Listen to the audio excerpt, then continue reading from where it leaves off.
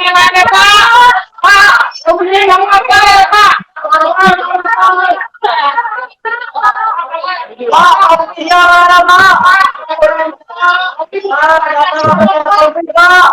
Pak.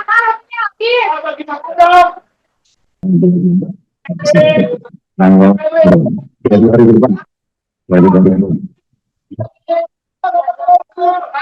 Gimana Pak?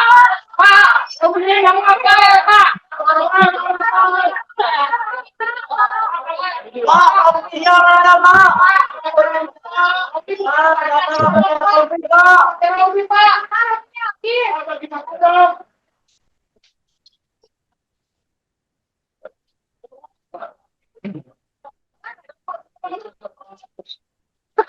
Semaruk masuk Semaruk. Rompinya mana Pak?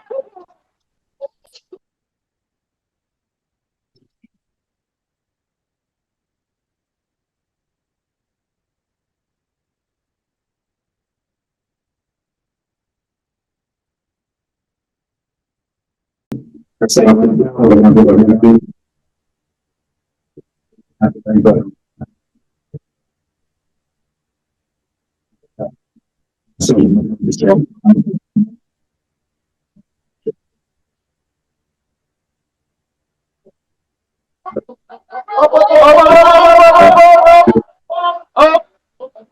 Jangan maju, jangan maju, jangan maju, jangan maju, jangan maju, jangan maju, jangan maju kalau nggak ke jalan.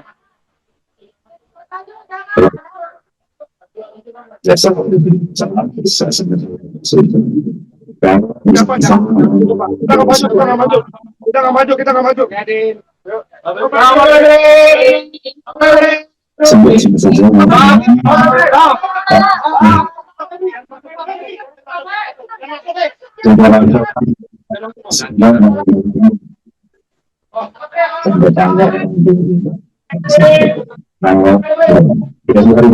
Kenapa rompinya?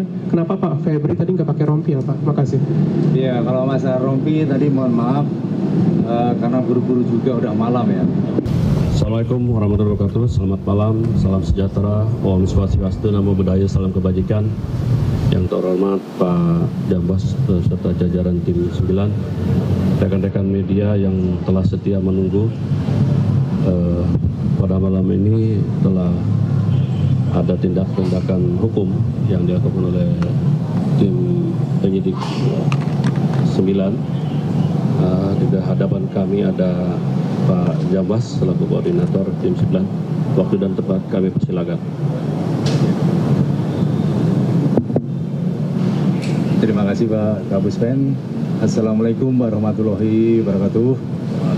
Sebelumnya marilah kita panjatkan syukur kepada Tuhan Yang Maha Kuasa karena pada hari ini kita masih diberikan kesehatan, panjang umur, dan semoga ke depannya kita diberikan perlindungan oleh Tuhan Yang Maha Kuasa. Yang saya hormati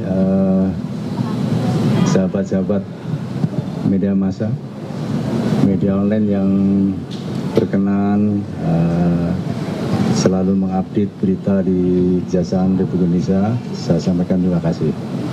Kami bersama-sama dengan tim 9 akan menyampaikan beberapa hal, tapi mungkin singkat-singkat saja. Yang pertama,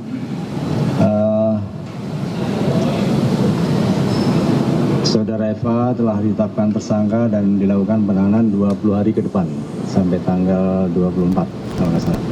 Tanggal berapa? 20 hari ke depan dari hari ini di rutan KPK Jakarta Cabang Jakarta Timur yang barusan kita menyaksikan. Terus yang kedua, sebagai bentuk akuntabilitas, saya sangat menghormati teman-teman wartawan juga. Tetapi yang lebih penting juga, kita harus membangun peradaban pembangunan hukum yang saling menghargai, utamanya dalam proses penyidikan masih praduga tak bersalah. Oleh karenanya kita saling menghormati proses ini. Semoga ke kedepannya tim 9 tetap melaksanakan tugas sebaik-baiknya. Oleh karena nanti progresnya akan kita sampaikan lebih lanjut. Itu yang dapat saya sampaikan,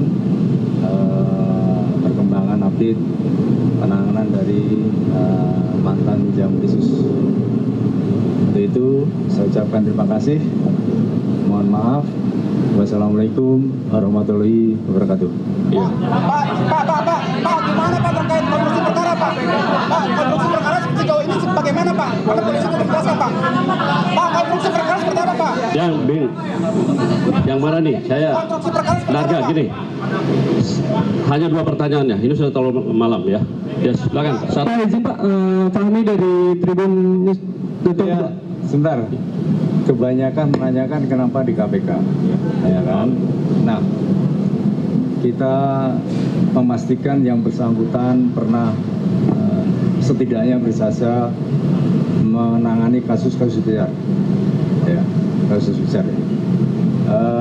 Kami memandang perlu untuk pelindungan yang bersangkutan juga, untuk proses akuntabilitas, transparansi, dan kita sinergi dengan KPK juga, oleh karenanya untuk menjamin proses kedepannya dan yang bersangkutan mohon maaf mungkin lebih nyaman karena yang bersangkutan banyak menangani kasus besar, kita ketahui. Itulah salah satu pertimbangannya kenapa di sana. Dan itu sangat masuk akal. Izin Pak, ini penetapan tersangkanya di kasus apa ya Pak? Kasus yang tadi siang kami sampaikan TPPU. Pak, tolong jelaskan konstruksi perkara Pak. Pak, tolong konstruksi perkara sejauh apa? Andi dari data-data Pak, untuk modus yang digunakan sama Pak Febri itu apa ya Pak? Boleh dijelaskan sedikit ya Pak? Sama terakhir, kalau boleh tahu kerugian negara, kerugian keuangan negara sama kerugian perekonomian negara itu kenapa? Sama terakhir kalau boleh aja Pak, kenapa rompinya, kenapa Pak Febri tadi nggak pakai rompi ya Pak? Makasih. Iya, kalau masalah rompi tadi mohon maaf karena buru-buru juga udah malam ya. Terus yang kedua, modus operandi secara umum dugaan TPPU yang dilakukan oleh penyelenggara negara dalam jabatannya sebagai jaksa atau pejabat struktural selama dia menjabat mengabdikan diri di kejaksaan. Lebih detailnya tidak akan saya sampaikan karena terkait dengan pembuktian, dan kalau kita sampaikan akan sangat menyulitkan kita ke depannya. Ya. Oleh karena saya mohon sekali untuk hari ini kita sampai sini dulu, dan pastinya kedepannya akan kita sampaikan progresnya, ya. Itu saja. Baik, saya rasa sudah cukup komprehensif ya. Oke, baik ya, makasih ya. Assalamualaikum warahmatullahi wabarakatuh. Selamat malam. Pak, ini Pak Kabil atau apa Pak?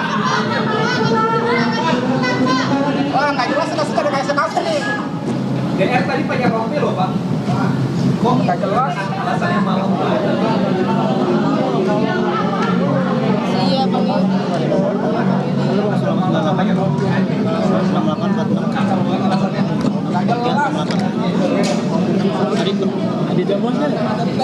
Jamuas. Sumpah kacau banget. Ini siapa sih Jamuas? Rudi Margono.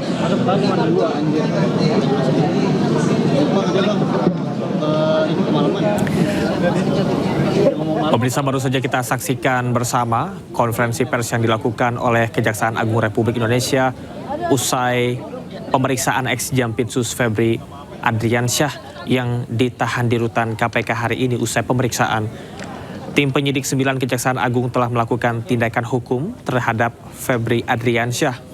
Febri resmi ditetapkan sebagai tersangka dalam perkara dugaan tindak pidana pencucian uang atau TPPU. Penyidik langsung melakukan penahanan selama 20 hari sejak hari ini. Febri ditahan di rumah tahanan KPK Cabang Jakarta Timur. Alasan penahanan di rutan KPK, juru bicara Kejaksaan menjelaskan bahwa penempatan di rutan KPK dilakukan dengan beberapa pertimbangan, yakni untuk menjamin keamanan dan perlindungan terhadap yang bersangkutan, karena Febri sebelumnya menangani banyak perkara besar saat menjadi sebagai Jampitsus. Dan tentunya untuk menjaga akuntabilitas serta transparansi proses hukum, serta dilakukan melalui sinergi dengan KPK. Adapun dugaan tindak pidana menurut Kejaksaan Agung adalah Febri disangkakan melakukan TPPU atau tindak pidana pencucian uang. Dugaan TPPU tersebut disebutkan berkaitan dengan masa jabatannya sebagai jaksa dan pejabat struktural di Kejaksaan. Namun Kejaksaan belum membuka secara rinci modus operandi karena alasan kepentingan pembuktian dalam proses penyidikan. Hal yang menarik pemirsa di mana Kejaksaan juga menjelaskan alasan Febri tidak mengenakan rompi tahanan saat diperlihatkan kepada media dikarenakan proses berlangsung hingga malam sehingga dilakukan secara terburu-buru, bukan karena ada perlakuan khusus. Namun beberapa hal yang belum diungkap oleh Kejaksaan diantaranya adalah tindak pidana asal atau predicate crime yang menjadi dasar dugaan TPPU, serta nilai aset yang diduga berasal dari hasil kejahatan, pasal yang dikenakan secara rinci, serta alat bukti yang menjadi dasar penetapan tersangka.